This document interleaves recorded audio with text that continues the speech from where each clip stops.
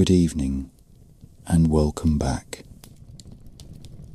Tonight we're talking about one of the oldest and most mysterious figures in all of Greek mythology, Nyx, the goddess of the night.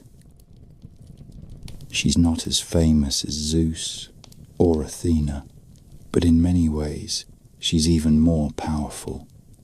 She was there before the world took shape, before light, before the sky, and from her came some of the darkest forces the ancient Greeks could imagine: sleep, death, fate, deception, and even prophecy. As always, I'd love to know where in the world are you listening from, and what time is it for you? Whether you're easing into the end of your day or trying to fall asleep under a quiet sky, I hope this helps you relax and drift off. This is a story as old as the night itself, and tonight it's all yours.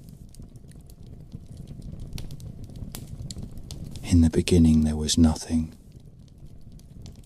Not the empty space between stars, nor the yawning blackness of a cave, nor the still silence that follows the last breath of a dying king. This was a nothing older and more total than any mortal or god could understand. It was called chaos, but chaos was not storm or frenzy.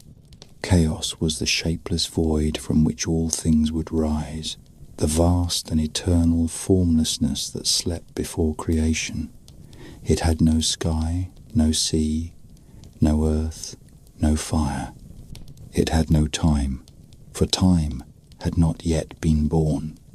It dreamed nothing and knew nothing, and in that unknowable dark there stirred the first trembling of becoming. From that abyss came the first primordial beings, not shaped of flesh and bone, but of concepts, ancient forces that breathed before breath. Among them came Gaia, the broad earth, and Uranus, the sky above her. But before them, hidden deeper still, within the cloaks of early night, came Nyx. She was born from chaos alone, not as a child is born, but as darkness falls when the sun departs. She did not crawl or cry. She came into being like a shadow rising against the blankness, and where she stepped, darkness followed. She was not made of black cloth or hidden mist, but of the very essence of night itself. She was night incarnate, robed in silence, crowned with stars. Even the other primal gods regarded her with a wary reverence, for her presence did not roar or strike or blaze. It simply was, and that was enough to cause the world to quiet. She took no throne and claimed no dominion, yet all knew her realm.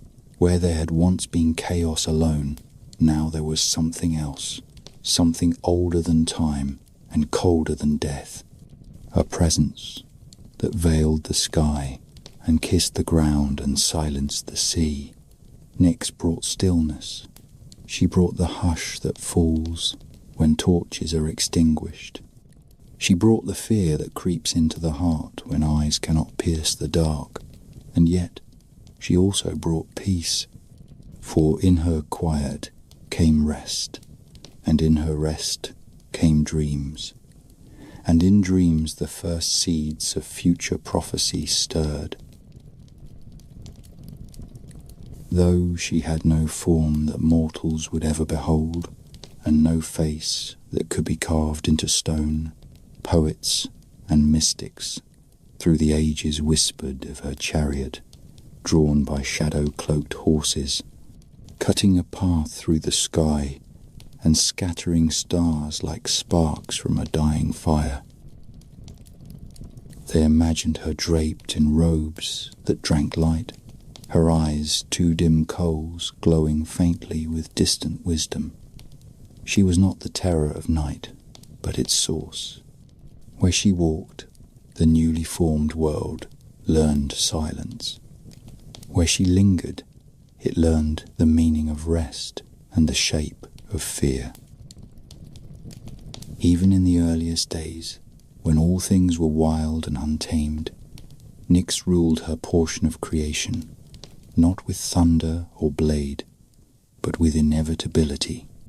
For all things must sleep, and when they sleep, night reigns. She did not ask for this role. She simply was. The first nightfall was not an event or decree. It was the moment Nyx opened her eyes and cast her gaze upon the empty sky. And in that moment, darkness came, a darkness that did not end. A darkness that birthed gods, a darkness that whispered secrets to the stars before they were lit, a darkness from which all else would come, and to which, in time, all would return. In the age before the gods took their thrones upon Olympus, before the Titans carved order from the primeval mire, the world was governed not by law or lineage, but by rhythm. This rhythm was older than memory, deeper than any sea, and it began the first time Nyx stretched her shadowed hand across the young sky. From that moment forward, the cycle of light and dark took hold. It was not planned, it was not enforced. It simply was. As surely as the waves kissed the shore and receded again, as surely as fire crackles and dies into ash, so too did night come after day, and day after night. That was the first law of the universe, and it was not written in stone or spoken aloud, but woven into the bones of the world by Nyx's silent passage. She rode no steed of flesh, nor did she wear a crown forged by godly hands. Instead, she moved across the sky in her own time, not hurried by the cries of mortals, nor the trumpets of immortals. Behind her, the sky darkened into velvet, stars kindling where her footsteps fell. She left no footprints, only silence. The kind of silence that falls when a battlefield has emptied, or when lovers breathe in the moments after passion. The kind of silence that carries weight, that presses upon the shoulders and causes men to listen to their own thoughts, whether they wish to or not. She was the herald of dreams and the keeper of secrets, and wherever her cloak spread, the world seemed to hold its breath. As the first light retreated each day, vanishing beyond the edge of the earth, the presence of Nyx returned. It was not violent. There were no tremors or storms, yet all creatures, godly or mortal, felt it. Birds fell silent in the trees. Beasts sought shelter. Mortals lit fires not to banish her, but to soothe themselves in her company. For in the dark, all things are equal. Kings and beggars, warriors and cowards, all must lie down when night falls. All must answer to her, if not in prayer, then in stillness. No temple was ever raised in her name, for none dared pretend to enclose her. She was not a goddess to be summoned. She arrived when she willed, and all things yielded. Those who feared her did so for good reason, but even the fearful knew that without night there could be no rest. Crops must slumber in the soil before they rise green in the spring. Wounds must be hidden before they can begin to mend. Men must close their eyes if they hope to open them with clarity. Nyx was not the enemy of life. She was its partner, its balance, its necessary end, and its necessary beginning. And while the other primal beings claimed their dominions with fury and flame, Nyx claimed hers with quiet, a quiet that could stretch across oceans, a quiet that could outlast generations, a quiet that could swallow the world and cradle it until morning. In her silence lived prophecy. Not the oracles of temples or the mutterings of madmen, but the first true sense of fate. She knew what was to come, not through calculation, but because she was the space in which futures gestate. In the hush between heartbeats, in the darkness before the dawn, in the moment when the world turns its face from the sun and listens, there Nyx waited, and there she would always wait, until the last star faded and the last god fell silent. She would remain, not because she desired to, not because she must, but because it is written in the fabric of existence itself that once all light is spent, night shall return. In the deep and ancient past, before the Titan kings measured time with their golden sickles, and long before the Olympians cast their glittering thrones across the mountain tops, there was a love that knew neither courtship nor conquest. It was a love without flowers or songs or ceremonies, for there was no need. In that primal age, the world was still quiet enough to feel the beating of two ancient hearts echoing in the folds of the void. From the fertile silence of chaos had come Nyx, and with her, or shortly after, there emerged Erebus. If Nyx was the breath of night, Erebus was the deeper dark that held the breath itself. They were of the same cloth, two presences whose forms dissolved into each other like smoke meeting shadow. There was no boundary between them. There was no need for a beginning nor an end. They existed together as twilight and midnight might lie along the same seam of the sky. From their union came children, not of flesh and limb, but of cosmic forces. They did not cry when they were born, for they were born from silence, and so entered the world in silence. Ether, the bright upper air that crowned the sky, was the first of their offspring, his radiance stretching beyond the mountain peaks where future gods would build their halls. Then came Hemera, the light of day, not as a sun or flame, but as a presence that lifted the veil and let the world see itself in full colour for the first time. That Nyx and Erebus, beings made wholly of shadow and silence, could bring forth light should have surprised no one, though it baffled even the elder gods. Light comes most often from the dark, and in truth, no day has ever been born except out of night. Yet there was no jealousy between mother and daughter, no rivalry between darkness and dawn. Each morning, Hemera rose from her mother's dwelling in the west and began her radiant sweep across the world, and each evening she returned, stepping aside as her mother emerged once again to lay her velvet hush upon the lands.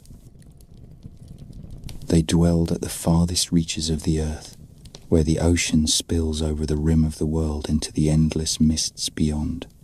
There, a great gate marked the passage of time, and at that gate Nyx and Hemera passed one another in eternal rhythm, never meeting, never speaking, but always keeping the balance.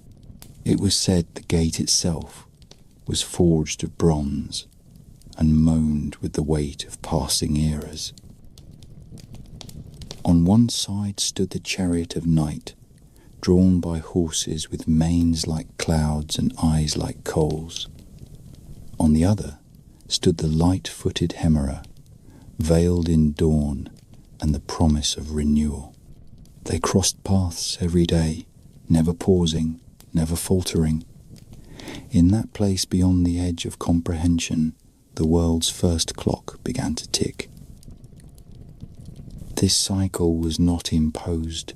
It was not enforced by decree or war. It was older than any law and more binding than any blood. It was the first pattern, and it shaped all that would come after. Mortal sleep and wakefulness, the changing of guards at the palace gates, the turning of seasons in distant fields. All of it, every small and great rhythm of existence, echoed the primordial dance of Nyx and Hemera, mother and daughter, bound by the passage of time. Though they did not meet, though they never touched, they moved in harmony. Their story was one of acceptance, of grace, of knowing one's role in a world that had only just begun to understand itself. They held the line between day and night, not as rulers, but as forces too ancient to challenge and too vast to praise with temples or hymns. And yet, in the hush of each dusk, when Hemera returned to the threshold and vanished behind the western gate, the world would pause, the animals would lower their eyes, the wind would quiet. The stars would blink open, like old memories stirred from slumber, and Nyx, black-robed and stately, would resume her throne in the sky, not triumphant, not resentful, simply returning to what was always hers. In that moment, when the light stepped aside and the world was cloaked once more, it was said that even the gods grew silent, for Nyx had returned, and the night, with all its dreams and secrets and shadows, had begun again. At the edge of the world, beyond the known and the mapped, beyond even the reach of the gods who would one day govern Olympus, there stood a threshold between time and timelessness. This was no ordinary boundary, no mortal border carved by stone or war or treaty. It was a gate built by the turning of the world itself, forged where the sun died each evening and where night was born again from the womb of silence.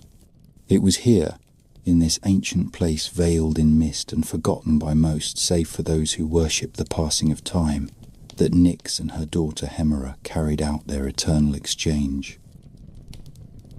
Each day, the daughter would rise from that hidden realm, bearing with her the breath of daylight and the brightness of the upper air. And each night, as her steps drew slow and weary, she would return to the threshold, stepping aside as Nyx once more ascended into the heavens. They did not speak, for there were no words needed between them. Their bond was older than speech. It was a rhythm, a sacred pact woven into the roots of the cosmos, beyond the reach of oaths or offerings. Though Hemera was radiant and warm, a presence that stirred the flowers from their buds and painted gold upon the sea, she did not shine alone. Her brilliance was the result of contrast, of the veil her mother drew back with every dawn.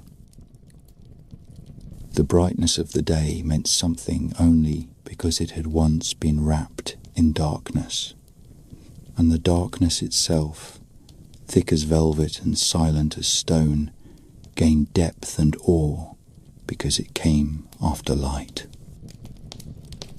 Hemera was loved by mortals for what she gave, but they feared Nyx for what she could take away. yet both were necessary. The daughter and the mother walked in a line that never bent, never broke, and never ceased. To cross it was to be flung into chaos. To halt it was to stop the heartbeat of the world. And so they continued, forever trading places beneath the turning sky, the bright daughter and the silent mother tethered to a fate they never questioned. The poets of old tried to name the place where this exchange occurred, calling it the Hall of the Horizon, the Mouth of the West, the Bronze Gate of Return, but none could reach it. No hero ever sailed far enough to see it. No scholar ever mapped it. It was not meant for mortal eyes. It was a place made of symbol and shadow, a space more real in dreams than in waking life.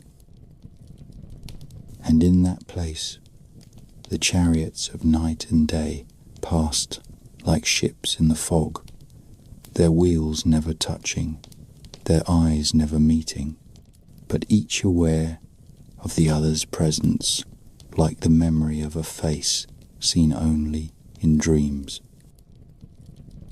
In art and story, the ancients depicted this eternal procession with reverence. They painted Nyx on black-figured vases, her chariot rolling across the sky, the stars drifting from her fingers like seeds. Hemera followed on brighter pottery, with robes of flame and feet barely touching the earth.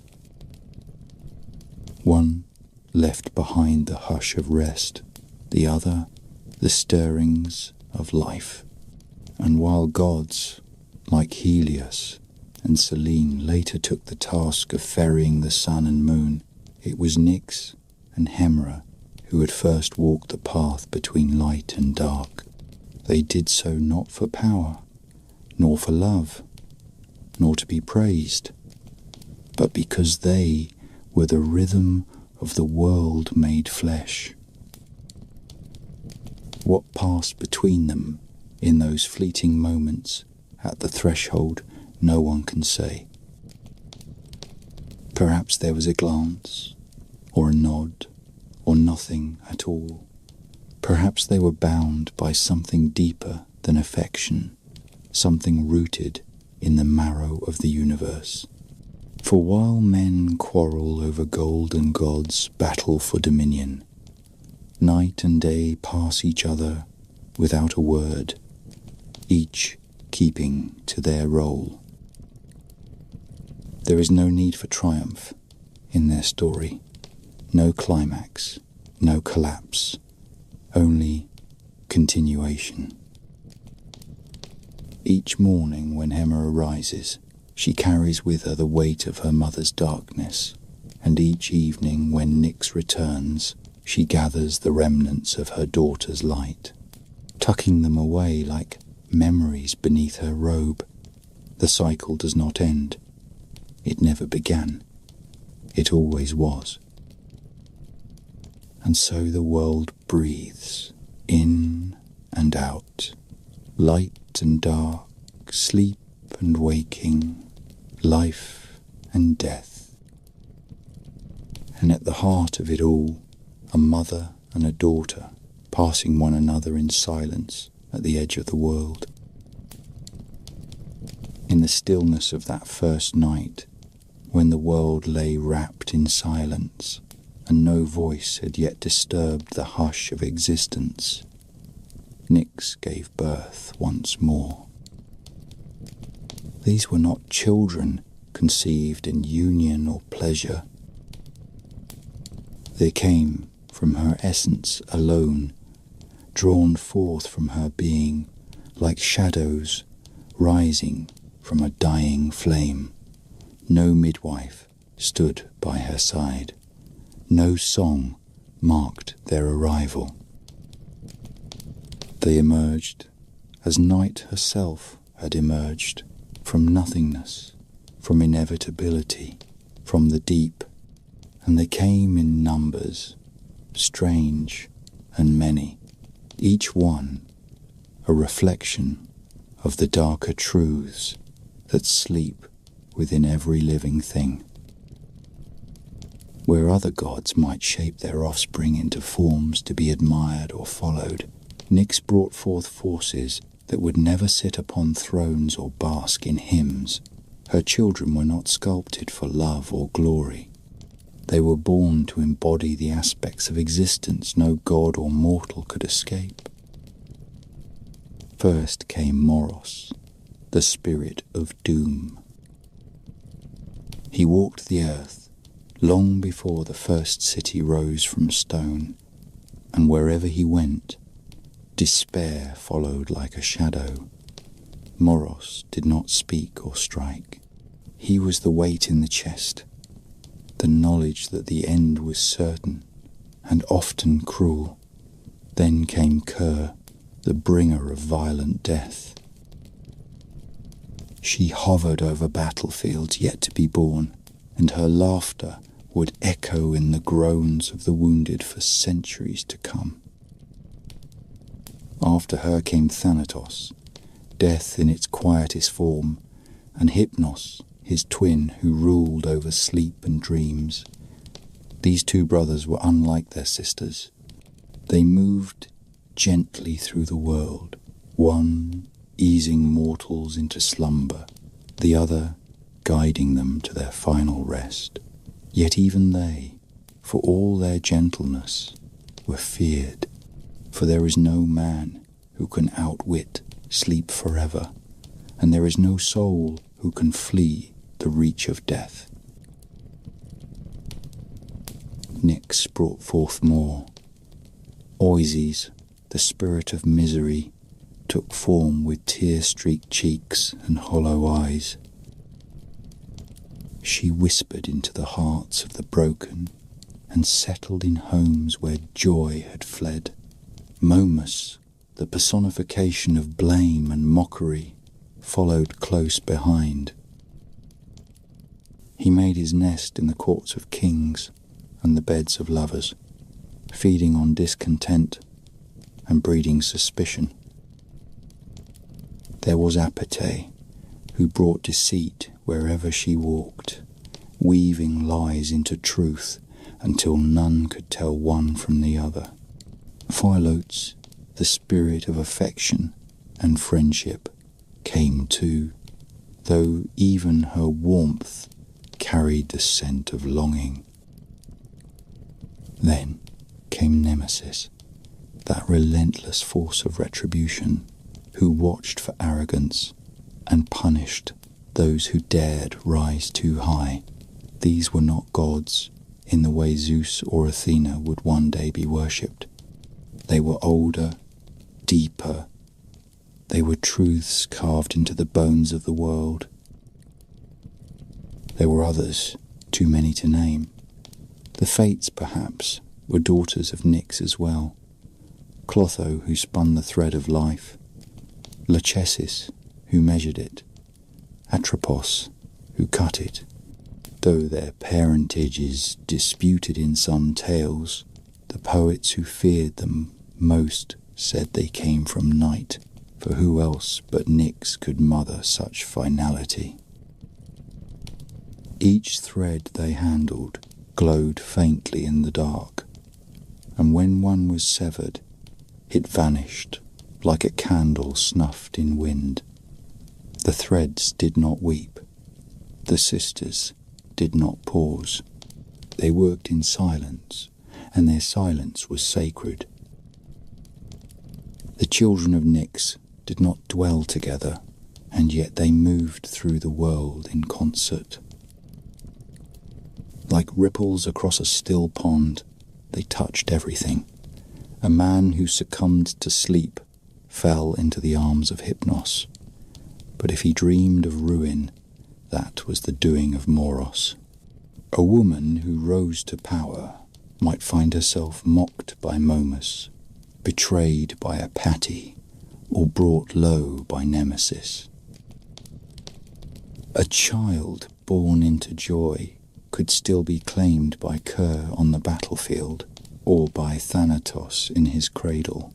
The reach of these children was long, and their names were remembered long after temples crumbled.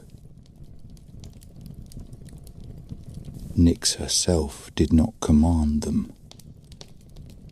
She did not summon them to her side or bind them with laws. She let them walk as they pleased, as shadows do, slipping through cracks and over thresholds. The world learned to live with them because it had no choice. Mortals told stories to explain their misfortunes, giving these children names so that they could be blamed or bargained with. But the truth was harsher. These forces had been born from night long before mortals walked the earth, and they would remain long after the last mortal breath had been drawn. They were not punished for their cruelty, nor praised for their mercy. They simply were as inevitable as dusk, as permanent as silence. And Nyx, mother of them all, sat high above, watching. She did not mourn the pain her children brought, nor did she revel in it. She saw the world as it was, and as it must be. In her silence was a kind of wisdom, the sort that does not flinch from truth. She had birthed sleep and death, dream and fate, misery and vengeance. She had given the world the things it feared most, and the things it could never live without. And though she did not smile, and though her face was hidden by the folds of her eternal robe, one might imagine that in the blackness of her eyes there flickered something close to understanding, something vast, something ancient, something eternal.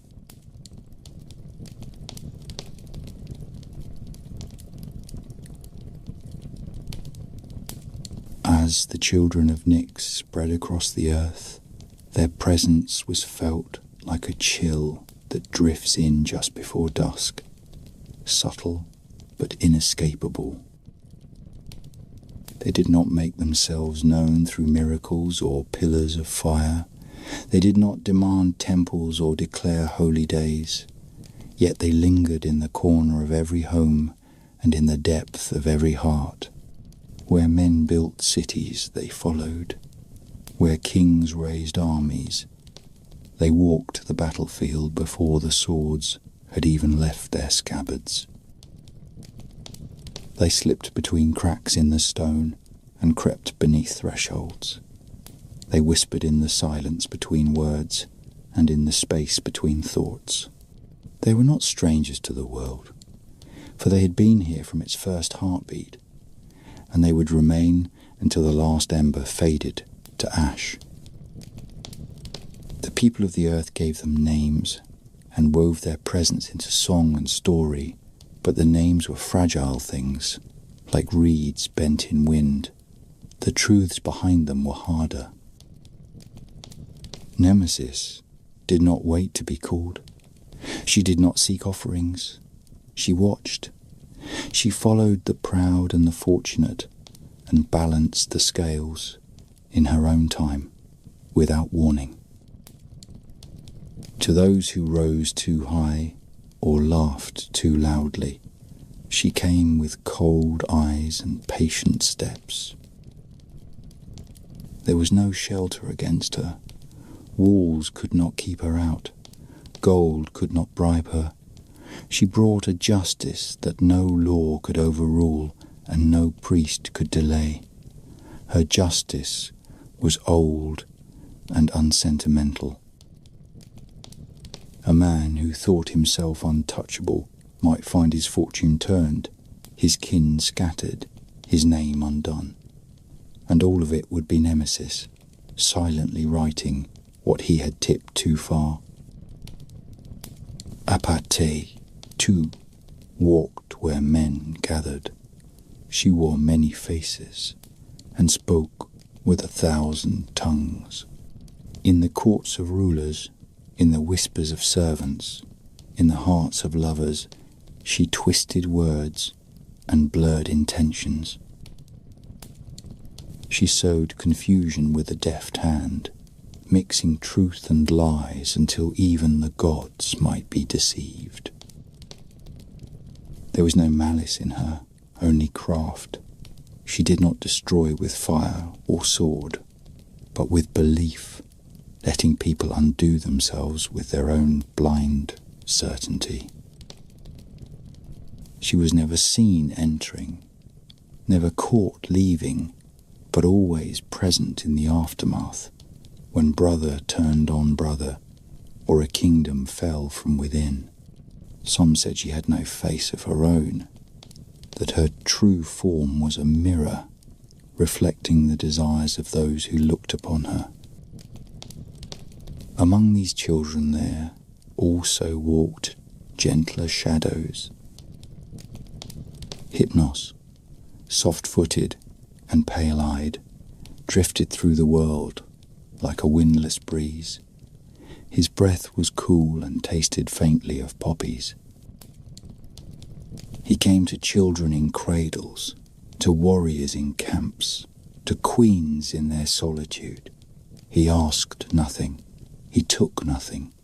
He offered rest, and in doing so, he became beloved, even as he was feared. For with sleep came vulnerability, and with vulnerability came dreams, and in dreams the world was no longer one's own. It belonged to the Onoroi, the spirits of dreams, who poured from the gates of night like starlings into twilight, each one carrying a vision or a dread or a memory reshaped. Some dreams consoled, others warned, still others terrified. But all of them came beneath the wings of Hypnos, and so even in rest, mortals felt the reach of Nyx. Her children did not band together. They had no halls, no shared cause, yet there was a unity in their presence, a pattern visible only to those who stood far enough above the world to see it. Each one touched a different part of life, and together they formed a web that stretched across every moment of existence.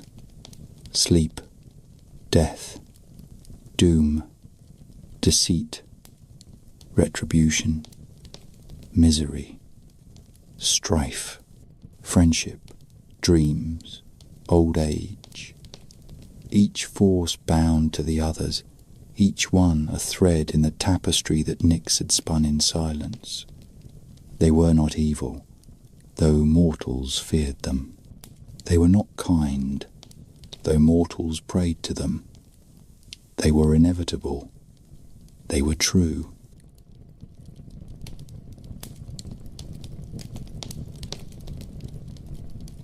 There were whispers among the oldest priests and the deepest scholars that the fates themselves had been born from Nyx, and though other tales placed them among the children of Themis or even Zeus, the most ancient voices spoke of them in hushed tones as daughters of night. It made sense, for what else but darkness could have mothered such finality? The three sisters did not heed prayer. They did not bend. They did not smile. They did not weep. They spun, they measured, and they cut. That was their work. That was their nature. And when a thread was severed, it vanished utterly, leaving behind only silence. It was said that even the gods feared the children of Nyx, and with good reason. Zeus himself, king of Olympus and lord of the thunderbolt, could not sway death. He could not escape doom. He could not silence the whispers of misery. He ruled from the height of the sky, but his nights still belonged to Hypnos. He punished Eris when her chaos grew too wild, But he never dared cross Nemesis, and if ever he considered vengeance against them, he was reminded of their mother, who watched from above the stars, ancient and untouched, robed in a silence deeper than any storm. Nyx did not parade her power. She did not send plagues or summon beasts or hurl mountains into the sea. She did not need to. Her children walked the world in her stead, each carrying a piece of her vast and endless shadow. And through them she ruled, not as a queen commands, but as the night itself commands, by presence, by necessity, by being the backdrop against which every flicker of light must be measured. She was the mother of the dark, and her brood were the truths men feared to name. And in every corner of the world, whether in the hush of a dream or the silence of a battlefield at dusk, her legacy could be felt, a stillness, a weight, a knowing. That night had passed this way and left her mark.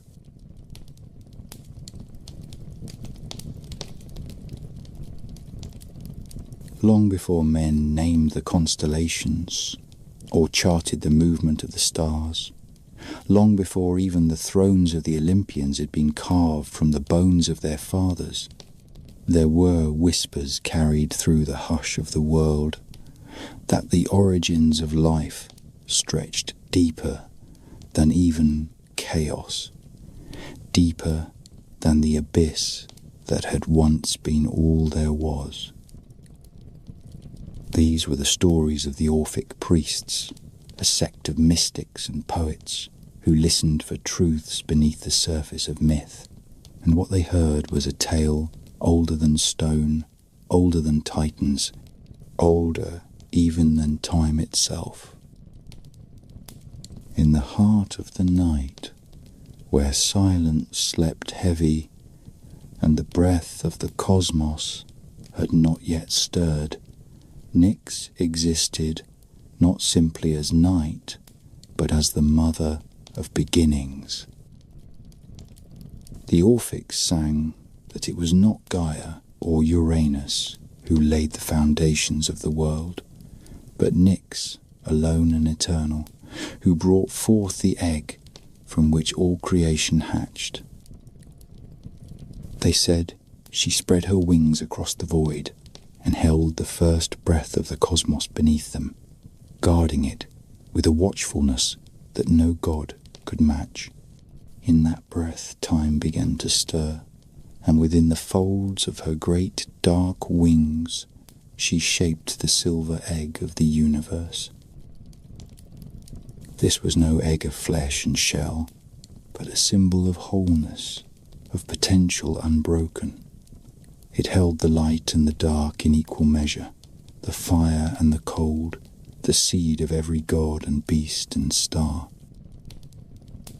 It was possibility, wrapped in silence, and it pulsed with the rhythm of the world that was not yet born.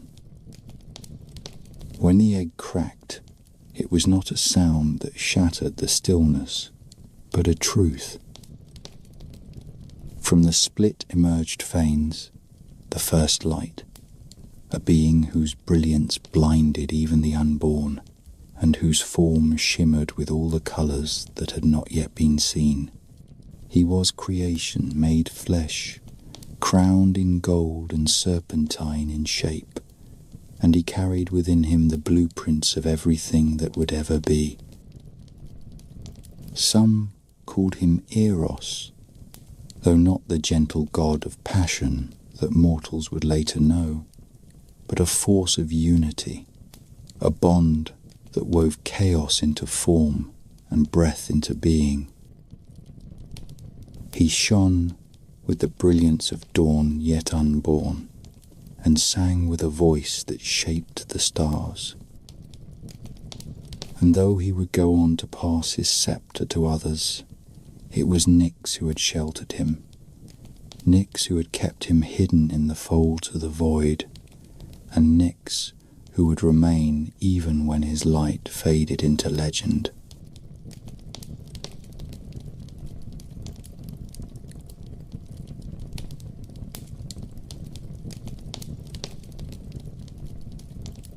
were those who said it was she who laid the egg, cloaked in feathers darker than the forgotten hours of the night, nesting in the hollows of Erebus, and from her labour the universe itself had been born. Others claimed she was born from the egg alongside Phanes, her form emerging in tandem with his light, as if the two were twins born of necessity, one to create and one to watch, one to shine and one to veil. The truth, as with all ancient things, is hidden behind the layers of time and prayer and fear, but among the oldest hymns of the Orphics, there is no question. Nyx was the source. Whether she carried the egg, or cracked it, or emerged from it, it was she who first cradled the cosmos in her shadow. In those days, there were no temples, no altars, no gods crying out for worship. There was only her, and the silence she wove around her children.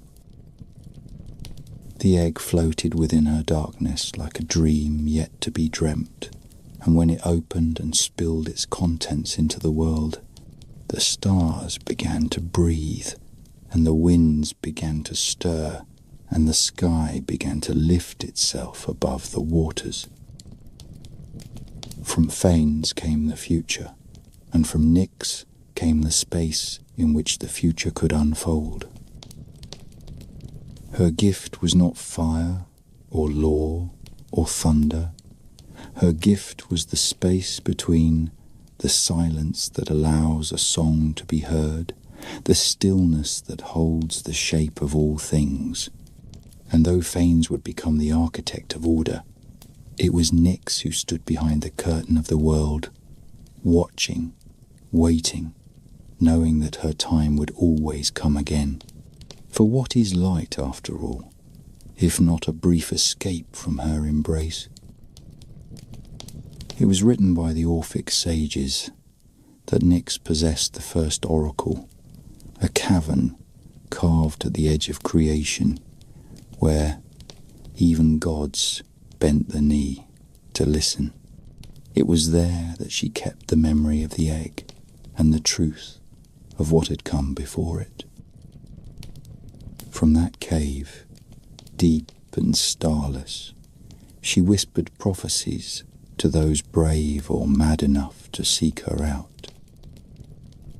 Her words were not shouted or sung. They came softly, like the hush before snowfall, like the breath held before a battle cry. They came in riddles, in symbols, in dreams that lingered long after waking. And always, behind every vision, there was her presence, vast and watchful, the mother of all that is and all that will be, the silent womb from which the world had emerged, and to which, in time, all would return.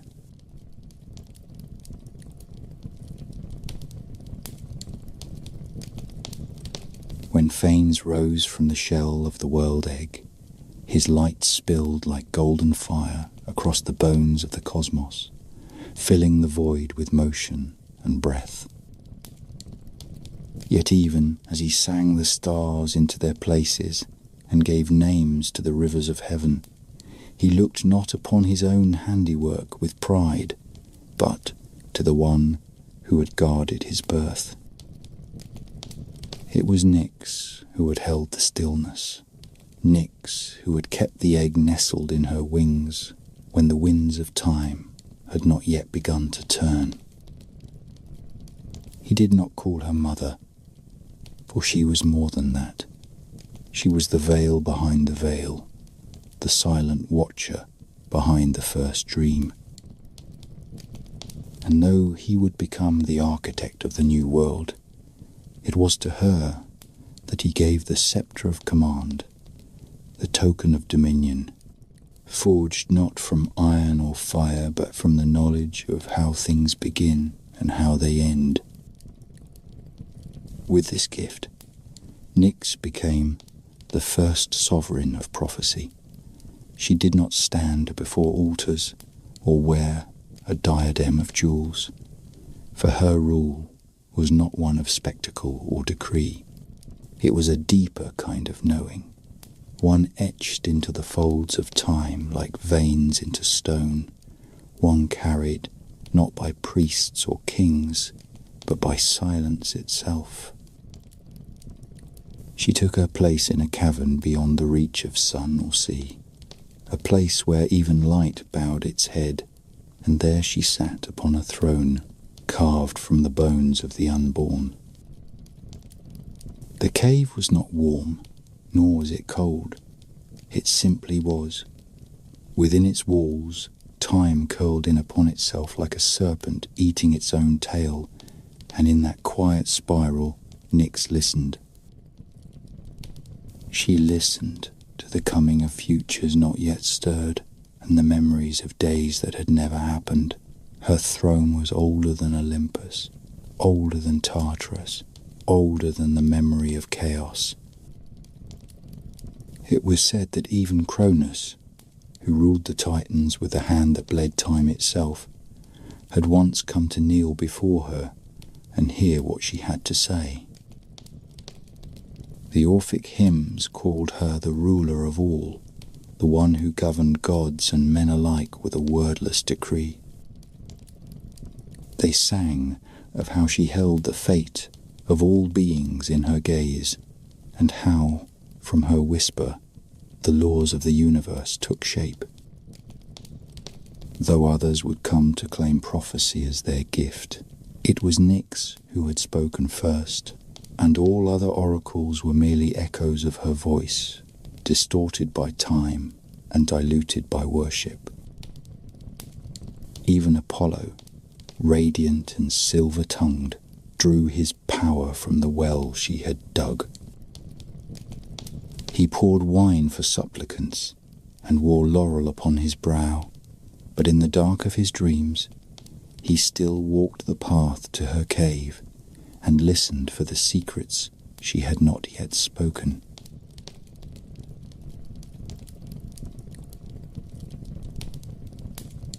Her wisdom was not one of mercy or judgment. It was the wisdom of a stone that has seen 1,000 seasons pass, the wisdom of a tide that remembers every footprint and every shipwreck. She did not warn, she did not plead, she revealed, and what she revealed could not be changed. The gods who heard her words often wished they had not. For though she gave no punishment and claimed no vengeance, the truths she carried were unshakable. A king who learned his fate might flee across oceans and raise 100 walls, but the end would come just as she had seen it. A hero might cover his ears and blind his eyes, but the doom she foretold would find him all the same. Her power did not come from causing suffering, but from understanding it, from knowing how every joy is carved with loss, how every rise is already shadowed by its fall. It was said that when Zeus first looked upon the sky and saw its arc bending away from him, he sought her out in secret. He had cast down his father and claimed the heavens, but power had not made him blind. He knew that others had ruled before him, and he knew they had fallen. So he came to her cave with neither thunder in his voice nor storm in his hand. He came as a child comes to an elder, and he listened. What she told him is not known, for Zeus did not speak of it, not even to the gods who shared his table. But his rule changed afterward. He grew more cautious, more cunning. He began to swallow those who might bear children strong enough to challenge him. He began to search the world for signs and omens, and he began to fear the silence between his dreams, for he knew that Nyx was still watching, still whispering, still seeing what he could not. The poets often imagined her, seated in the shadows of the stars, her fingers threading the fates of gods and mortals alike, her breath curling like smoke over the burning questions of the world. She was not warmth, but she was shelter. She was not kindness, but she was wisdom. And in her eyes, the cosmos was not a battlefield or a temple or a stage. It was a song, long and slow, with verses of fire and frost and endings that folded back into beginnings. She did not need to raise her voice, for the world already spoke in her language. Every silence was her hymn, every dream was her altar, every nightfall was her crown.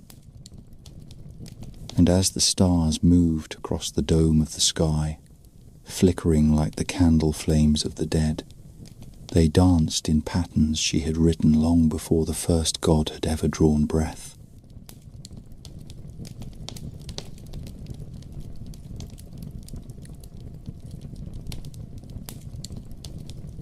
In the time before the Olympians raised their banners above the clouds and sculpted palaces from white stone and pride, there were no heralds to cry the names of kings, no hymns to honour the fickle will of bright gods, no altars spilling with the blood of bulls and rams to sway divine favour.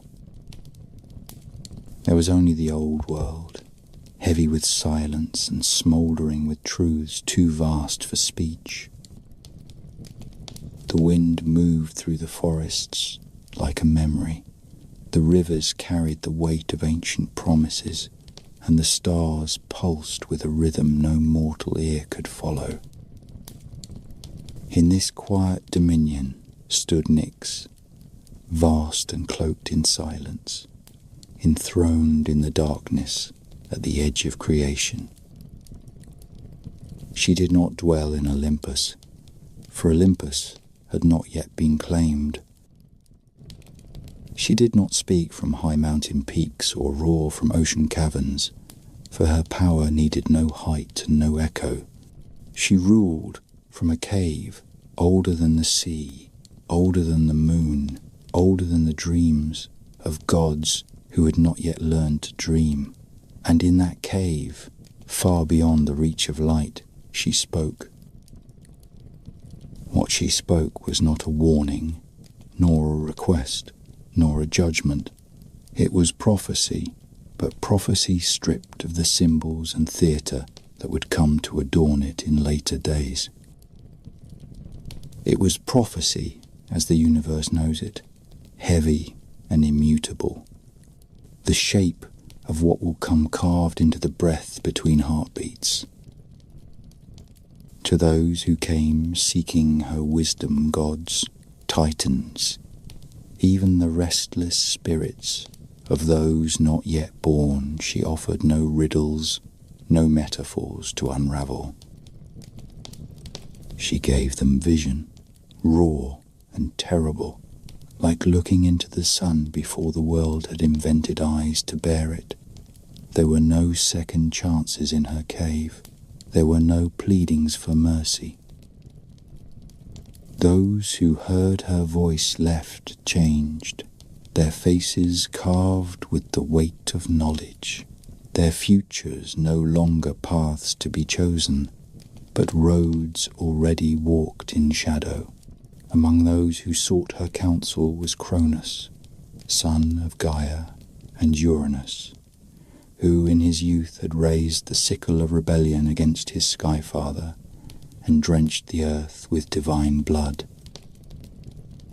When he stood victorious, crowned with the ruin of his kin, and cloaked in the age of the Titans, he looked to the horizon and saw it growing darker. He saw that his rule, hard-won and blood-stained, would not last. So he came to the cave of Nyx, not as a conqueror demanding tribute, but as a fearful god seeking to grasp what his blade could not cleave. And Nyx, seated upon her throne of bone and silence, told him what he already feared. She told him that his own son would rise against him, that the child would come wrapped in storm and fury, bearing the fire of heaven in one hand and the law of a new order in the other. She told him that the sickle he had used to unseat his father would hang above him forever, poised to fall again, as it always must.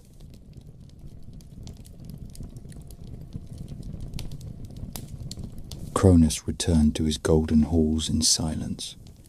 He began to devour his children. Each one, as they were born, he took into his hand and swallowed whole, hoping to outpace the prophecy with hunger and horror. But the cave of Nyx had spoken, and her words had already become the bones of the world. One child was saved, spirited away to a cave of his own, and fed by the milk of wild beasts and the lullabies of the earth itself. That child would grow into Zeus, lord of lightning and breaker of chains. He would rise in his own time and shatter the age of the Titans like ice crushed beneath a heavy boot. And when he did, he too would think of Nyx, for he would know that the wheel had turned again, as it always had, and that prophecy, once spoken, could not be unspoken. It is said that even as Zeus stood triumphant, wreathed in cloud and crowned by the cheers of the new gods, he looked toward the shadows beyond the sky and remembered the cave where the future had first been uttered. He did not speak of it aloud. He did not send offerings or sacrifices, for Nyx had no need of such things. But he remembered, and in that remembering was a kind of worship. For Zeus, despite all his thunder and spectacle, knew that his throne rested on the bones of an old story, a story whose first words had been spoken in the darkness by a queen who needed no temple. The Orphic hymns, fragments of which still flutter like leaves in the wind of forgotten tongues, call Nyx the mother of all, the mistress of things divine and mortal alike.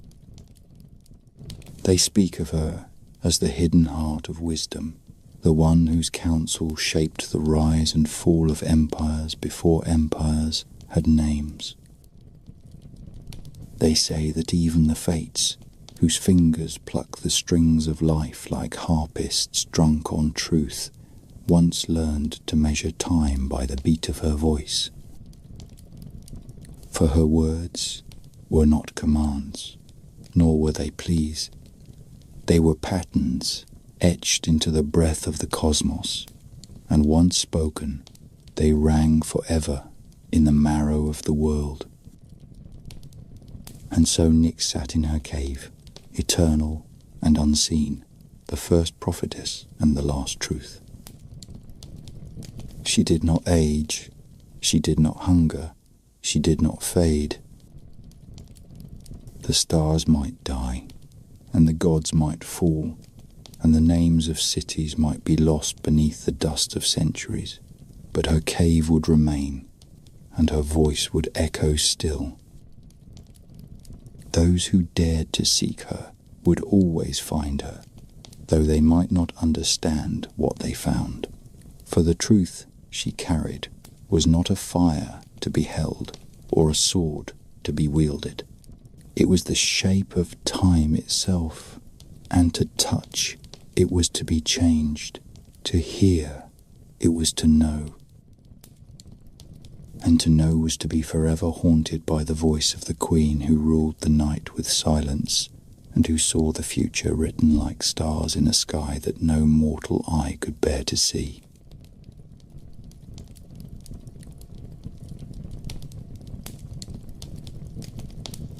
When the throne of the Titans began to tremble beneath the weight of prophecy, and the old world cried out with the agony of change, there was one figure who did not move, did not tremble, did not flee.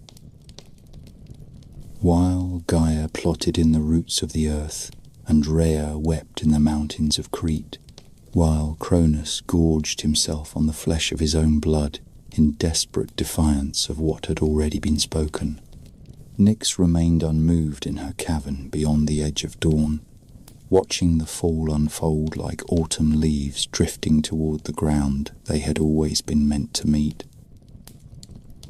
She had already seen this age come and go. She had already seen the storm that would follow the calm and the silence that would follow the storm. She had whispered the first words of the story, and now she watched as the gods stumbled into them like blind men into a battlefield.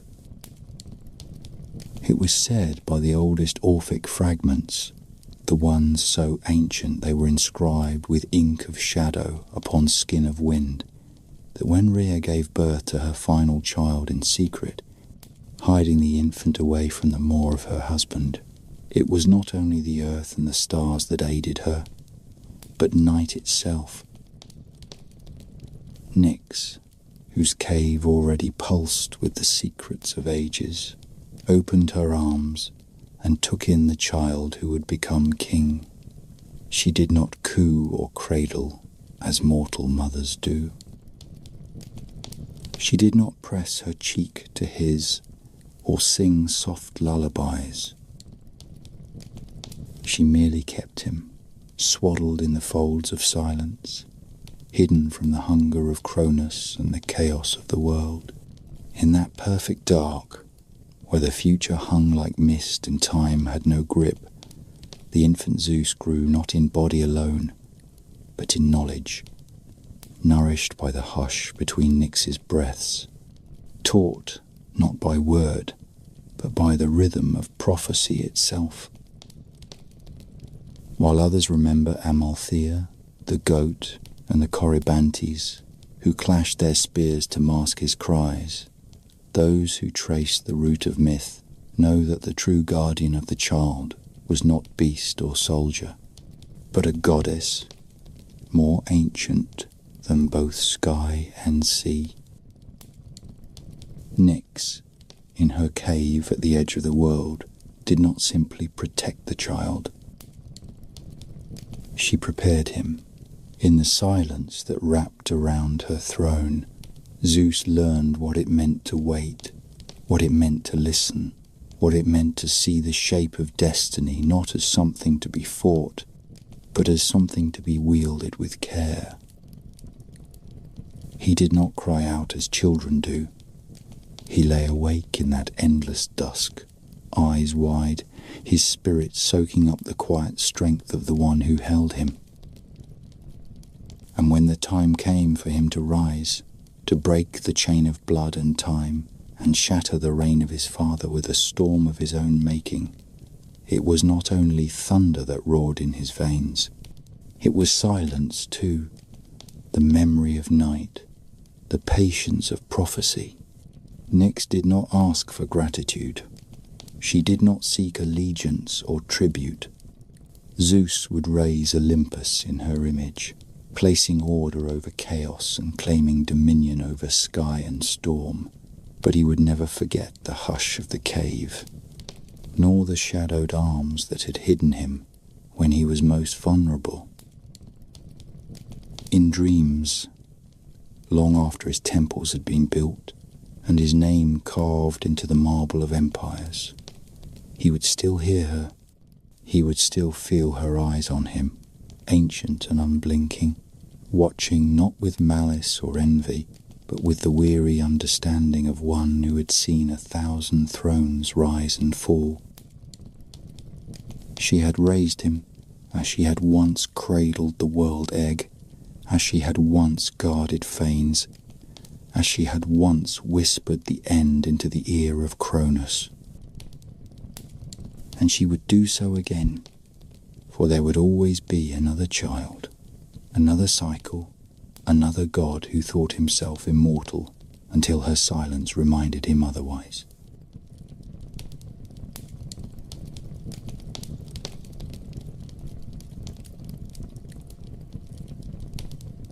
Among the gods, she became known as the nurse of immortals, though the name was a poor reflection of what she truly was.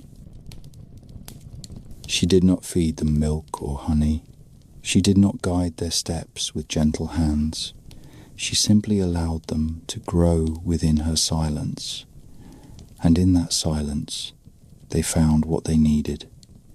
Some found wisdom, others found fear, a few found madness, all found truth.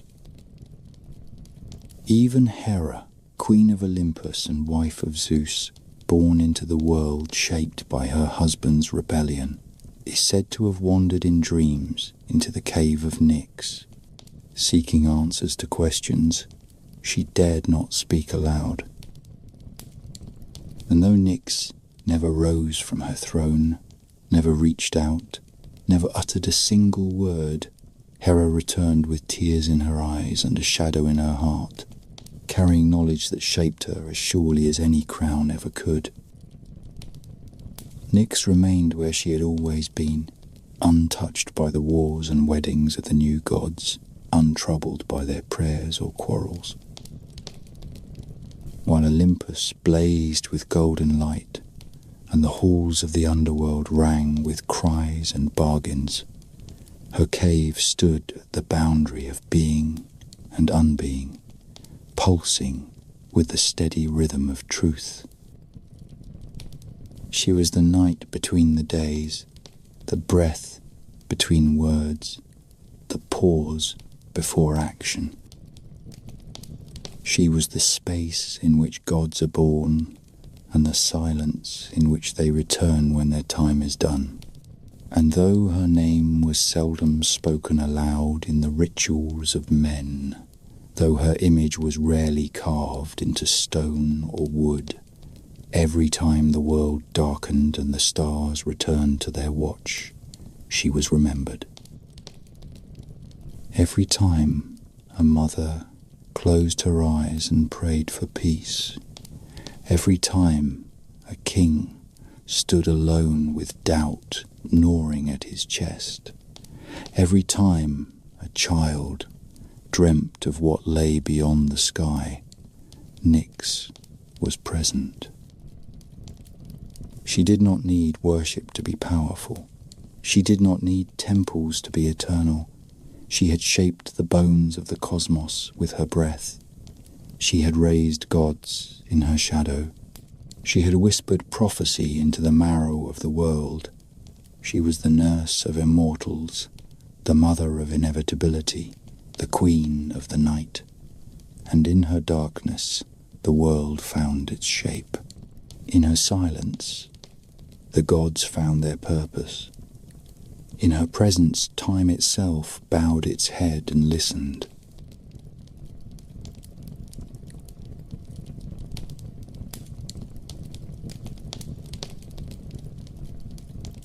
When the world had settled into the uneasy rhythms of the Olympian age, and Zeus held dominion over sky and thunder with a fist both open and clenched, the halls of Olympus echoed with songs of triumph and murmurs of unease. The gods feasted and quarrelled in golden chambers. Mortals toiled and prayed across the breadth of the earth, and beneath it all, fate continued its slow and silent churn, unbothered by song or sacrifice. Among those seated in the high court of Olympus was Hera, queen in name and fury, proud in stature and bruised in dignity. She had stood at Zeus's side through fire and flood, through revolt and reconciliation, but her heart was not content. For though she wore the diadem of the heavens, she could not command her husband's heart, nor could she sway his will when it turned against her children, her desires, or her grief. It was in such a season, during the long war of mortals upon the plains of Ilium, that Hera found her chance to strike, not with sword or storm, but with cunning. The world of men was bloodied and burning, the heroes of Greece and Troy locked in struggle while the gods chose sides and moved their pieces across the board like players in an ancient game. Zeus, seated high upon Mount Ida, cast his gaze upon the battle with interest and wrath, favouring one side, then the other, shaping fate with the tilt of his thoughts. Hera, whose sympathies lay with the Greeks, found herself at odds with her husband once again. She saw the tide of war turn beneath his eye and resolved to bend it back by guile. But to do so, she needed more than trickery. She needed time, she needed silence, she needed sleep. And so she turned to Hypnos, son of Nyx, bearer of dreams, shrouded in quiet. Hypnos did not make himself known in the courts of Olympus as often as the others. He did not shine with gold or flame with rage. He moved like mist through a grove, soft and slow, and when he spoke, it was with a voice that made even immortal eyes grow heavy.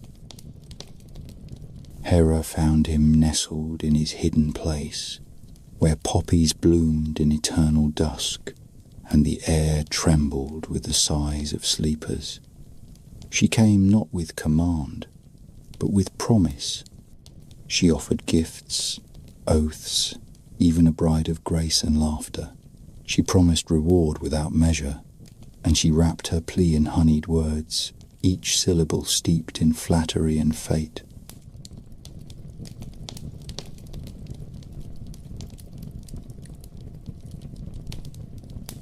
Hypnos had reason to hesitate.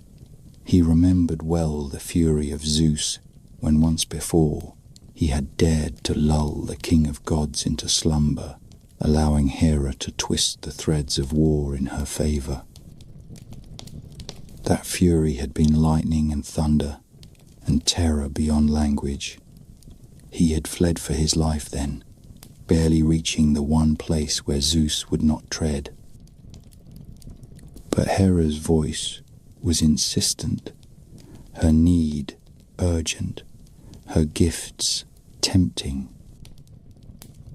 She swore by the river Styx and by the breath of her own pride that Zeus would not harm him, that the trick would be brief, that it would change only a moment and not the world. And so, with a heart heavy with dread and a body steeped in dusk, Hypnos agreed. He crept upon Mount Ida, like the shadow of a cloud across a still lake. He moved through the air like breath held too long. He reached Zeus as the king of heaven lay in the arms of Hera herself, wooed by her beauty and lulled by her words. In that moment of distraction, Hypnos loosed his power, not as a hammer, but as a veil. He brushed the god's eyelids with sleep, gentle as falling snow, and Zeus, mighty in name and storm, closed his eyes and fell into slumber. The sky did not break, the earth did not cry out, but the world shifted. Hera slipped from his side with the quiet of a serpent and turned her will upon the battlefield. She sent the Greeks roaring forward. She struck the Trojans blind with confusion. She cast her vengeance across the field like a net of iron. Her will was done, her fury unleashed. But sleep, even when brief, cannot be eternal.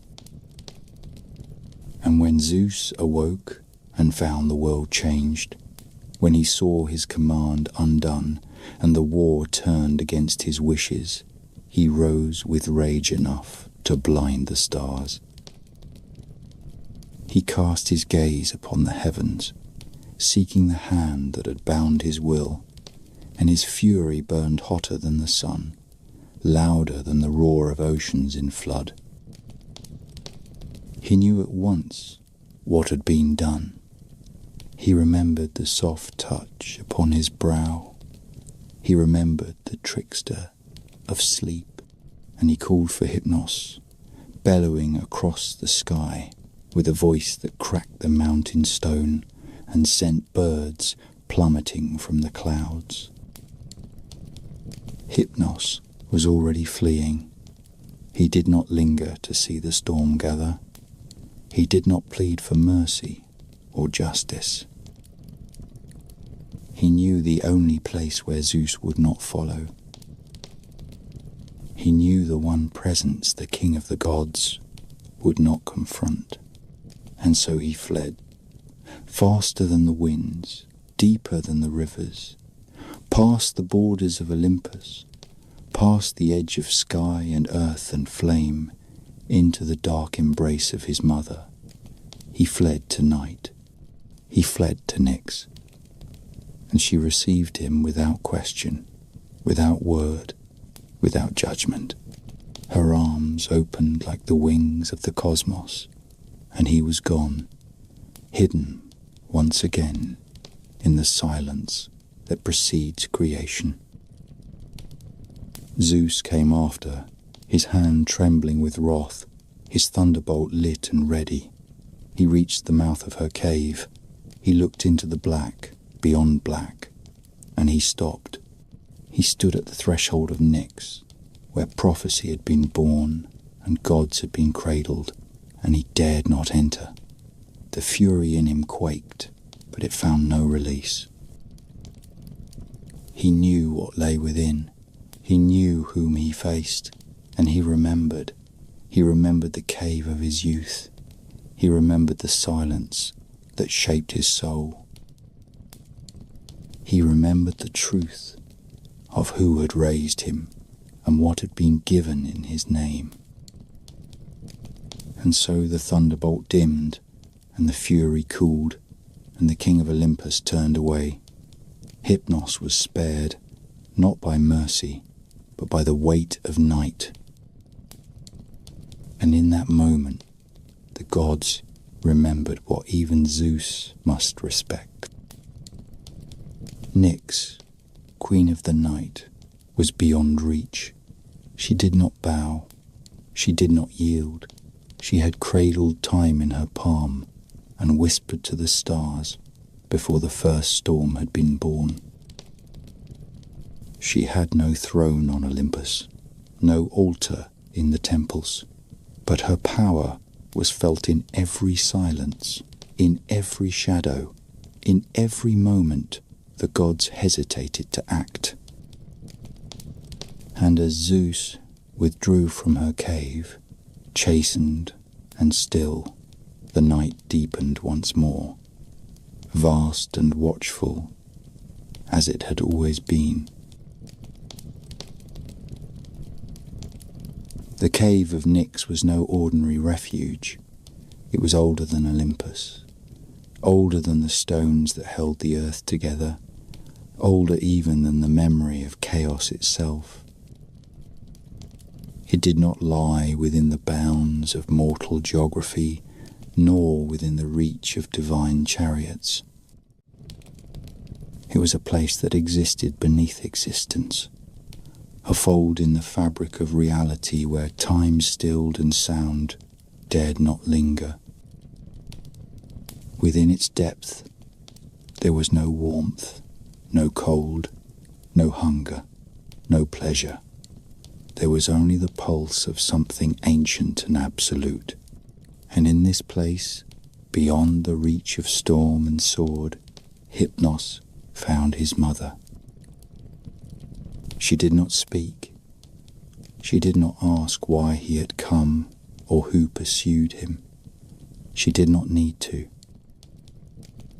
The shadows around her curled tighter, and the dark deepened like ink poured into water.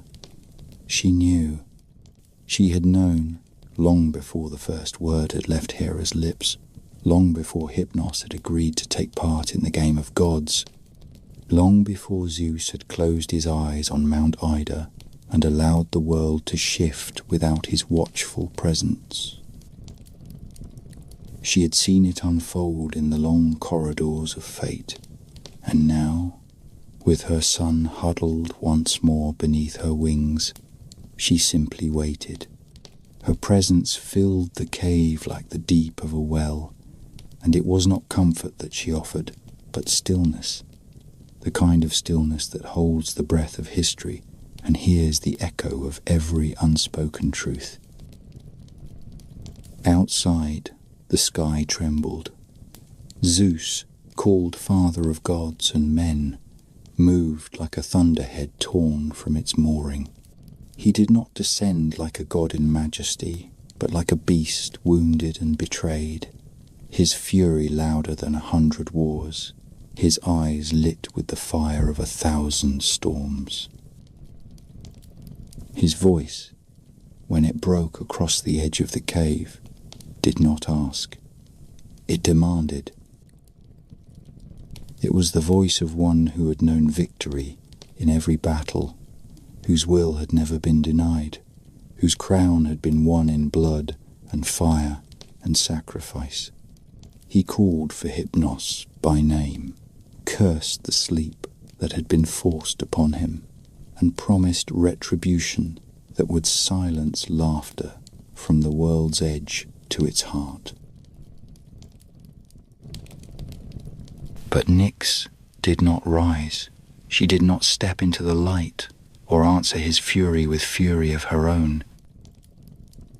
She remained where she had always been, seated upon her silent throne, older than his anger, deeper than his voice. The shadows around her thickened, the dark swelled like a tide.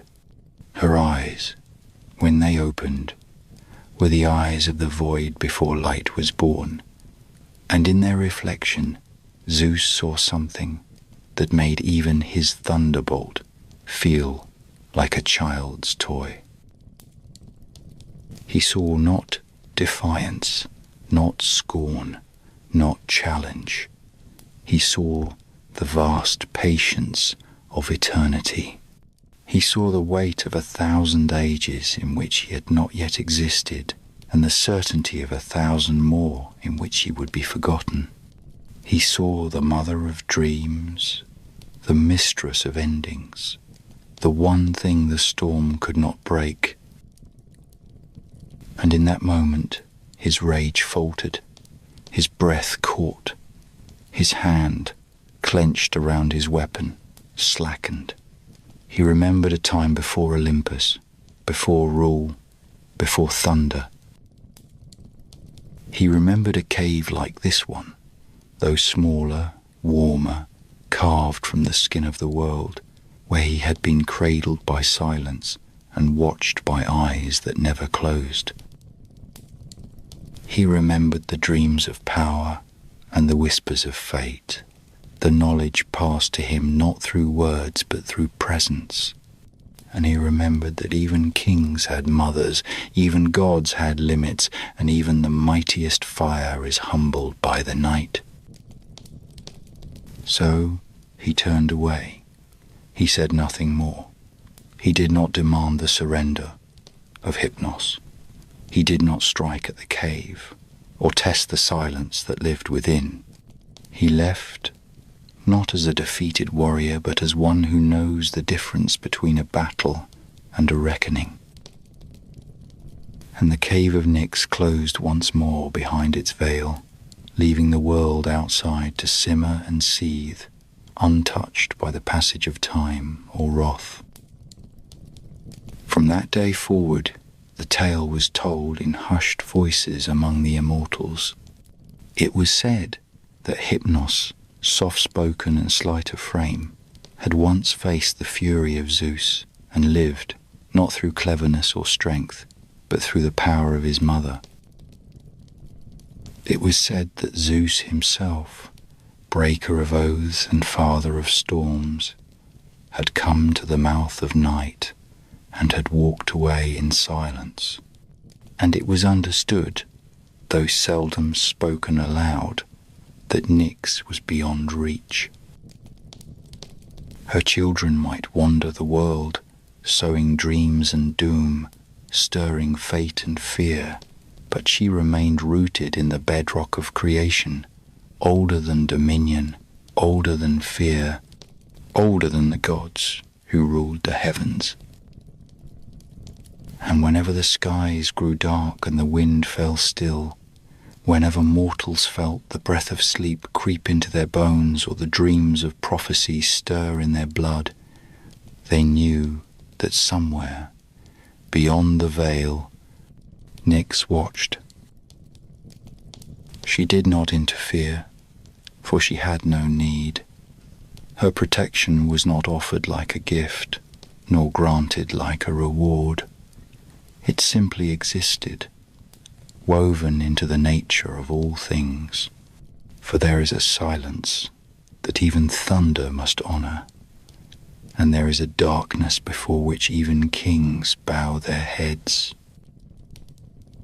That silence was Nyx. That darkness was her shield, and within it, all who came under her shadow were beyond the reach of even Olympus. When the Olympians secured their thrones and scattered the Titans like dust across the wind-blown ridges of the underworld, when the new order of gods spread their banners across the sky and carved their names into the bones of time, there still remained an older power, one untouched by rebellion and unchanged by war.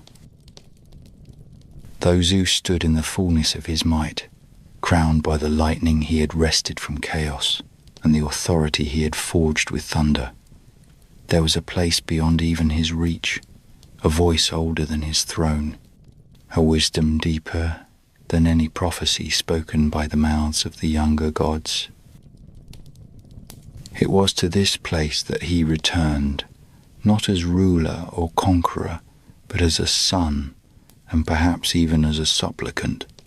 For though he had bent the heavens to his will and buried his enemies beneath the weight of his fury, he knew there were still forces that did not tremble at his name.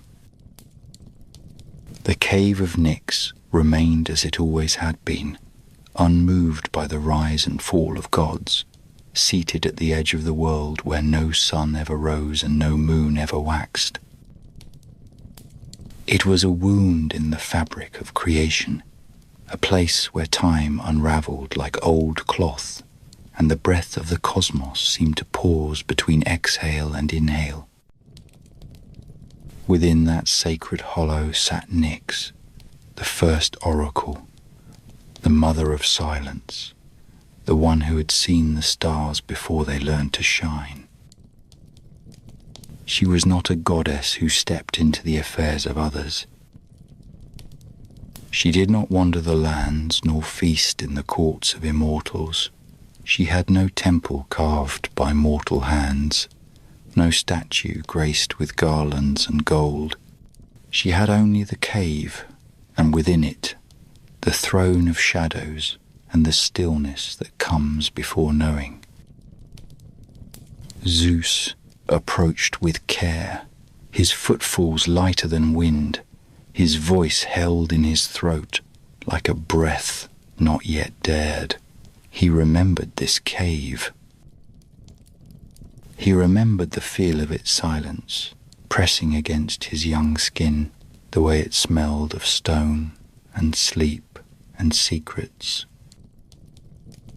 He remembered the shape of the darkness, how it folded around him like a cloak when he was too small to stand on his own, how the absence of sound was more instructive than 100 tutors, how the gaze of Nyx had once passed over him like a cold wind through tall grass and left him shaken for reasons he could never explain. He came now not to relive those memories but to seek answers, for the throne of Olympus was not as steady as it seemed, and the dreams that haunted him had begun to wear the edges of his will thin.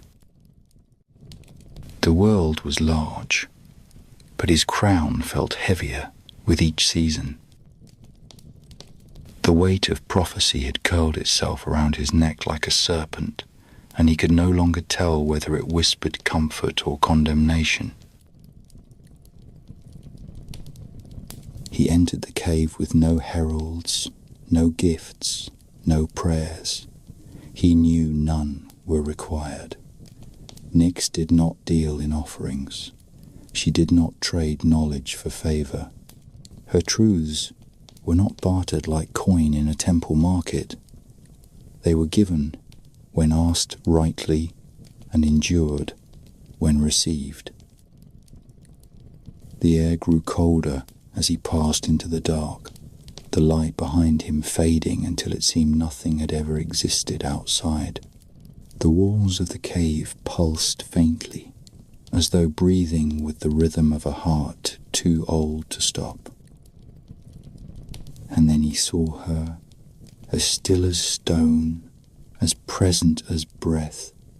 Her eyes did not glow, her mouth did not move, yet she was there, more real than the ground beneath his feet, more ancient than the gods who had named themselves creators. She did not greet him. She did not ask why he had come. She simply waited, and he spoke, not with the authority of Olympus, but with the weariness of a child who has borne too many crowns and seen too many years stretch ahead like roads without end. He asked of the future, of the shifting tides of fate, of the stirrings in the world that even his thunder could not quell. He asked of the old prophecies, of the whispers that said his blood would betray him, that a child of his line would rise to cast him down as he had once cast down his own father. He asked because he needed to know whether he still ruled by right or merely by habit, whether the age of Zeus was one of glory or merely a brief interlude between deeper truths. Nyx listened, not with ears, but with presence, and when she answered, it was not with words spoken aloud, but with thoughts that filled the cave like smoke, with images and truths that weighed upon his chest like stone. She showed him the threads of the world, not spun by his own hand, but woven from before his time, before Cronus, before Uranus, before time itself took shape. She showed him that prophecy was not a warning, not a sentence, but a road already walked by shadowed footsteps. She showed him that the throne he sat upon had already borne the weight of 1,000 kings and would bear 1,000 more, that his reign was written in stars that would burn out before it ended, and yet end it must, because all things end. She did not offer him solace, she did not offer him doom, she offered him truth. And when he left the cave, the thunder in his eyes was quieter, the storm in his voice more distant. He carried no scroll, no verse, no decree. He carried the memory of stillness, the knowledge of limits, the understanding that even gods must kneel before certain truths. The world outside had not changed, but Zeus had. And through him, it would change in turn. For prophecy once heard cannot be unheard, and the voice of Nyx, though silent, cannot be ignored. It lives in the choices that follow, in the dreams that haunt the powerful, in the steps that kings take when they believe they are alone, and always it leads them back to the darkness that watches from the end of the world, to the queen who does not speak unless the time is right, to the mother of gods and fate and silence, to to Nyx.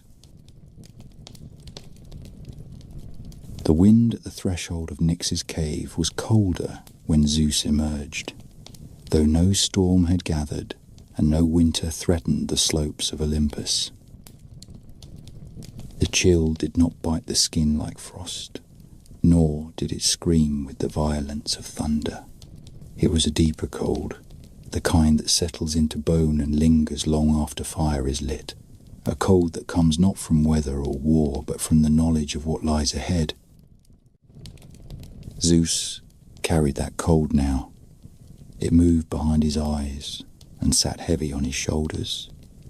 The answers he had sought had not brought ease. The truths spoken in silence had not lifted his burdens, but rather added new ones, older and heavier than any crown he had worn. He had walked into the cave, a king of gods. He had walked out as something else, though he could not name what. He had asked Nyx how to hold the world.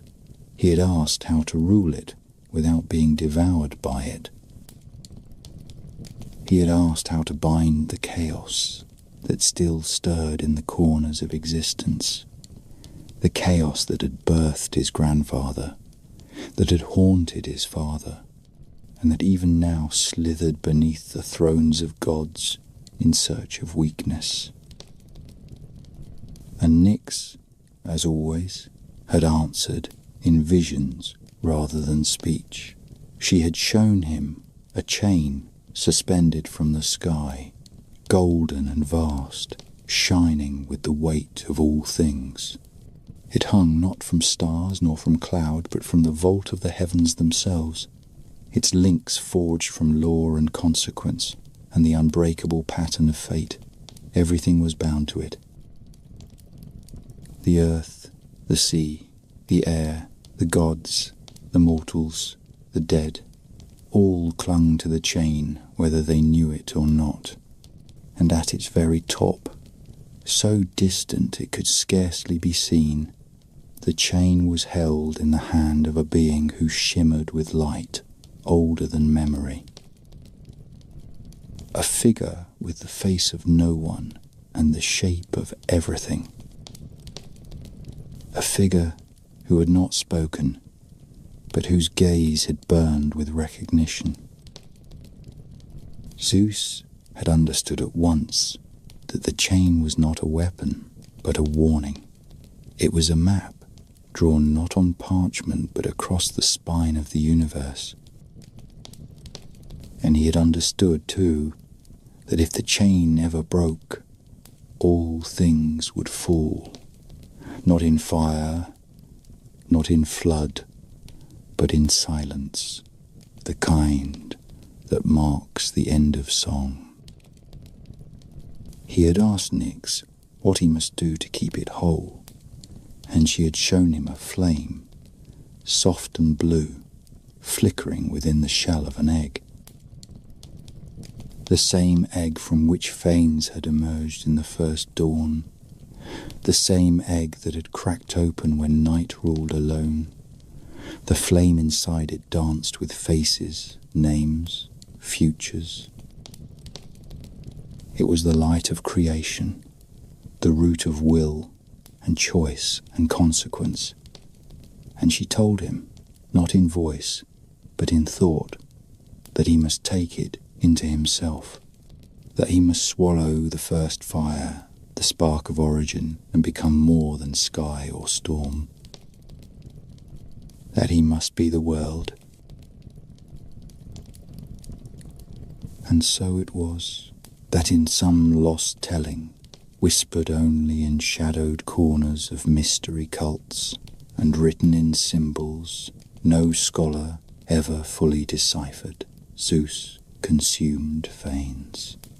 Whether it was truly the first god he swallowed, or merely the idea of him, no one could say with certainty. Some claimed it was a poetic truth rather than a literal one. Others believed he consumed the being itself, its light and knowledge fusing with his essence, its eyes becoming his dreams, its voice buried beneath his breath. What is certain is that after this act, Zeus changed. He became not merely a god who ruled, but a god who encompassed. The laws of the universe flowed from him, not as decrees shouted from high towers, but as the natural order of things. Rivers turned at his will. Mountains bowed to his patience. Time itself slowed when he listened and quickened when he raged. He was no longer the youngest son of Cronus, the child who had been hidden and suckled in secret. He was the vault of heaven and the weight of law. He was the golden chain and the hand that held it. But even so, even as he shaped the fates of mortals and dictated the paths of stars, Zeus never returned to Nyx. Not in form, not in voice. He never sought her out again. He knew the silence of her cave would still be there, waiting, should he ever dare step inside. And he knew that if he did, she would show him what lay beyond the chain, what waited in the dark once the links had rusted and the stars had flickered out. He had no desire to see that vision. He had no strength to bear it. And so he turned away, and instead placed Themis and Dike at his side, the goddesses of order and justice, hoping they might echo the truths he had once seen in silence. Yet in dreams, when the thunder faded and the fires died low, he still heard her. He heard Nyx not as a voice, but as a presence, vast and ancient, watching from the place where time begins to unravel. He dreamed of chains, of flames, of the long night before dawn, and he remembered that the world was not his alone, that even the king of gods had been shaped in darkness, and that prophecy does not kneel. The Council of Night was not something to be erased or forgotten. It was a seed, buried deep, growing still. And in every choice he made, in every storm he summoned or stilled, a part of him wondered if he was walking the path she had shown him, or merely fulfilling what had already been written in the cave where the stars had first learned to burn. Long after the stones of Olympus had been polished by footsteps of reverence and ambition, long after the fires of sacrifice had scorched the marble of temples and the smoke of burning flesh had curled upward into the heavens like offerings of desperation and fear, Nyx remained untouched. Her name was spoken in whispers rather than chants, her presence felt in silence rather than spectacle. She did not walk among the mortal priests who donned embroidered robes and flung wine upon altars. She did not shout her truths from mountain tops, or descend in golden chariots wreathed in fire. And yet, among the oldest and most secret orders, her voice was still the one that mattered most. While others listened to Apollo with his golden bow and silver tongue, while others built their hopes upon the riddles of Delphi and the murmurs of leaves at Dodona, there were those who knew that prophecy had once come from a deeper well, one not fed by light, but carved by silence and shadow. The ancients remembered, even if only a few dared admit it aloud, that the oracle at Delphi, that holy seat of Apollo's divine foresight, had not always belonged to the bright god. Long before the laurel crowned his brow, and the serpent whispered beneath his tripod, the place had been sacred to Gaia, the great earth, and even older still, to Nyx, whose presence lingered in the cracks of the stones and the hush of the smoke. It was Nyx who had first spoken there, they said, her voice rising from the belly of the mountain like steam from boiling water, thick with meaning, heavy with the weight of what had not yet come to pass. And though Apollo had claimed the shrine and cast his shadow over the Pythia who trembled in trance, there were still nights when the fumes tasted of something more ancient, when the visions were darker than his light could explain. On those nights, it was Nyx who spoke again, her prophecy clothed in the soft rustle of leaves and the low hum of a world turning toward its next sorrow. Elsewhere too, beyond the famed shrines, her wisdom persisted in more secret corners. The city of Megara kept a sacred place upon its acropolis, a modest oracle said to be hers alone, where the priests dared not raise torches, and the supplicants waited in total darkness, their offerings unburnt, their prayers unspoken. There they sat in stillness until something moved in the deep, not a voice, but a sensation, a knowing that crawled beneath the skin and settled behind the eyes like a memory rediscovered. The messages that came from this place were never written, never repeated aloud. They were carried in silence, like burdens, and those who bore them often walked away with shadows in their gaze, as though they had glimpsed the world from a vantage that no one ought to find.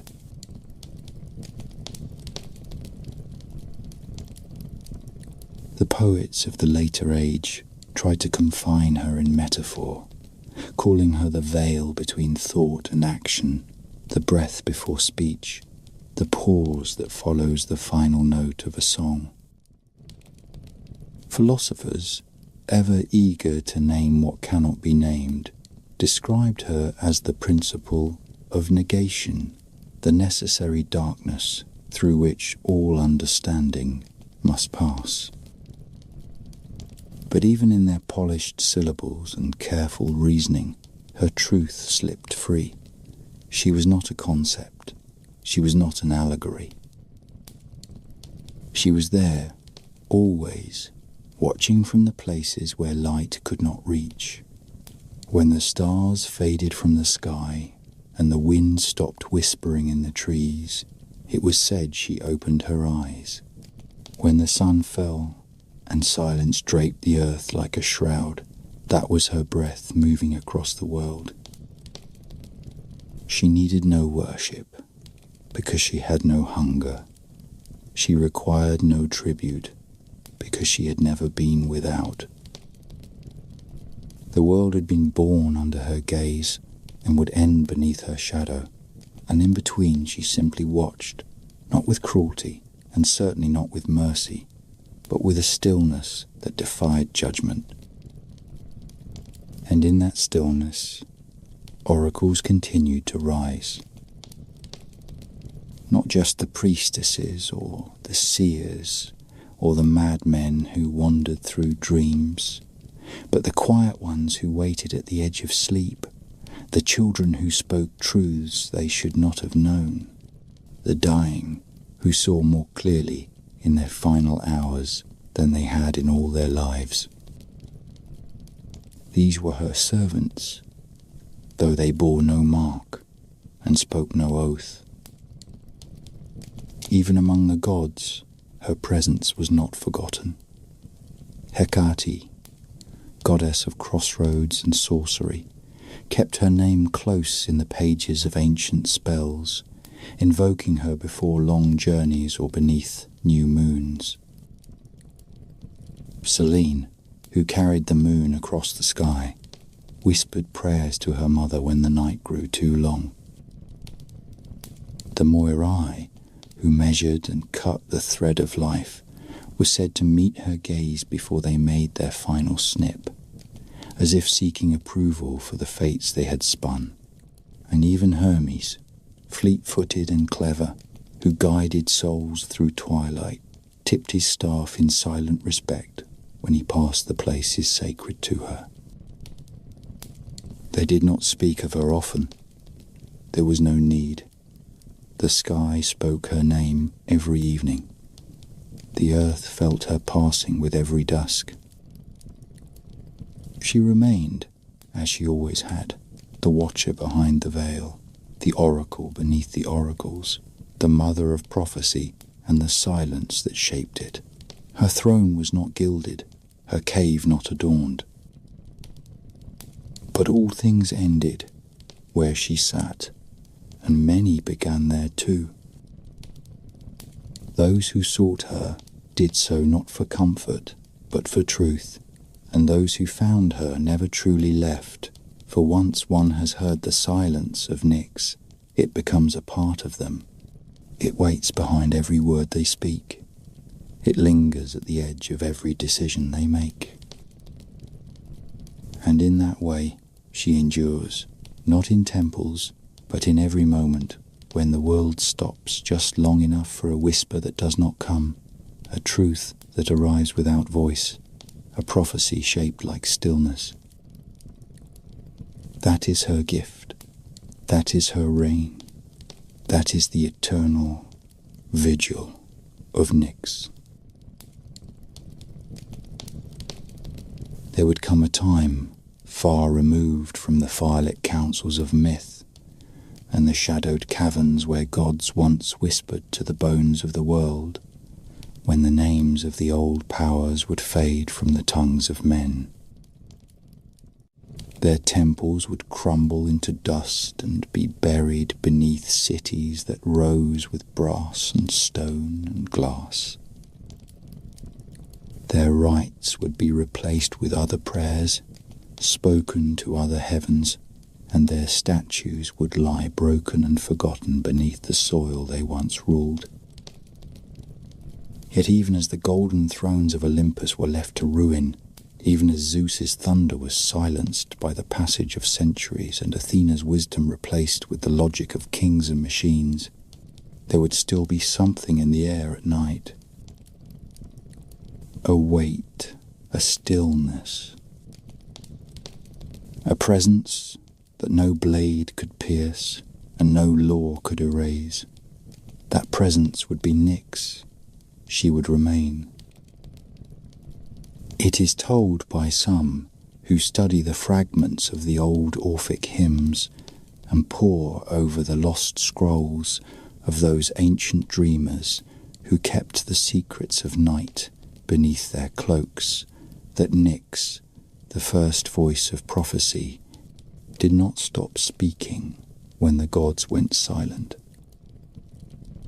She did not close her cave or step away from the edge of the world. She remained seated upon her throne of uncut stone, watching with eyes that had never closed, listening to the quiet rhythm of existence as it beat on without ceremony or witness. And from time to time, when the silence grew deep and the night lay heavy over the world, she would speak again. Not in words that could be written or transcribed, but in visions and sensations, in dreams, so heavy they clung to the skin for days after waking, in shivers that passed over the soul when one stood too long in the dark without understanding why. Her final vision, if such a thing could be named with certainty, was not one of fire or flood or wrath. It was not a cry for vengeance, nor a mourning for the fading of her name. It was quieter than that.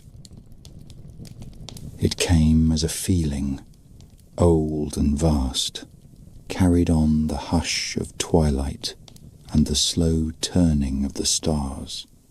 It came in the moments when the world seemed to pause, when even the wind forgot its path and the birds fell silent mid-flight.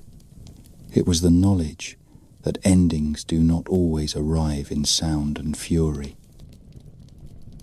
Sometimes they come like sleep, slow and soft, settling into the corners of the world until everything familiar is blanketed by stillness. She saw the last ember of the last altar extinguished by the breath of time, not with malice, but with inevitability. She saw the stories that once moved, hearts carved into stone and then weathered by centuries until their meaning was worn away. She saw scholars write her name without knowing who she was, treating her as metaphor or symbol, unaware that she still listened, still waited, still watched. She saw the stars drift beyond the gaze of mortal eyes, swallowed by cities too bright to see them, their ancient patterns forgotten by generations that no longer looked up with wonder, but only with distraction. And she saw the night grow pale beneath the lights of man, but never vanish, never surrender. It lingered in every space they could not fill, in every corner left unguarded, in every shadow that returned after the final torch had died. Her final prophecy was not for the gods, for they had had their time and would not return. Nor was it for the kings and conquerors, for they would not listen. It was for the quiet ones, the dreamers and the wanderers, the poets who walked alone at dusk and felt something vast press against their thoughts. It was for those who understood without words that the night is not empty, that sleep is not simple, that the dark holds more truth than daylight will ever admit. To them, she whispered, and her whisper was not a warning or a command. It was a promise. She promised that prophecy did not die with Delphi, that fate did not belong to temples or to flames. It belonged to silence. It belonged to darkness. It belonged to her. And so she sat, her eyes upon the future still unfolding. She watched the world forget, and she watched it remember. She watched men call her myth, and she watched them tremble when their children dreamed of her cave without ever knowing its name. She had no need for glory.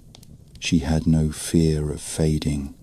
For Nyx understood what none of the others ever had, that even when the gods have fallen, even when the stars have gone out, even when the stories have all been told and the voices have all gone quiet, the night remains. And where the night remains, so too does prophecy, so too does she. It is said that nothing lasts forever, not even memory, and yet there are truths that lie too deep to die, too old to be buried, too vast to be spoken aloud. Nyx, queen of the night and mother of silence, did not vanish when the world changed. She did not weep when her name was lost to the tongues of priests, nor rage when her image was replaced by the figures of new gods born in fresher mythologies. She simply remained as she had always remained, woven into the breath between waking and sleep, folded into the silence that hangs at the edge of every dream, watching the world turn once more upon its slow and stubborn axis. She saw the world grow taller and faster, louder and brighter, its skies painted with fire and steel, its cities humming with lights that tried to outshine the stars. She watched as mankind filled its nights with noise and movement, mistaking conquest for meaning, mistaking illumination for understanding, mistaking the retreat of shadow for the vanquishing of darkness. But even in the face of such ambition, she did not stir. She knew that dawn always comes, and always must, but she also knew what follows. For no matter how many suns rise, night will come again, and in that coming lies a kind of truth that cannot be written in stone or spoken by fire.